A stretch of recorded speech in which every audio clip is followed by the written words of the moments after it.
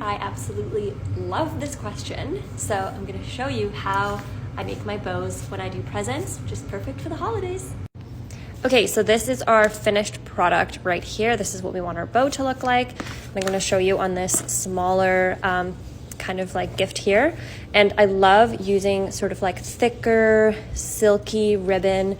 This is probably 1.5 inches thick, and I just got this on Amazon.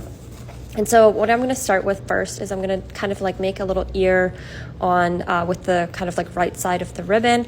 This, by the way, here is just a double knot on the gift. So I've just like knotted it twice and pulled it tight. So I'm going to take the right side and I'm going to make like a little ear, and I'm just going to hold it like this. Then I'm going to take the other side of the ribbon and I'm going to pull it over top. And then I'm going to use my middle finger. I'm gonna push it through to the other side, like diagonally, and then it will kind of like end up looking something like this. And then all you're going to do is pull that tight, and then I'm going to just kind of like adjust it by pulling on the ends.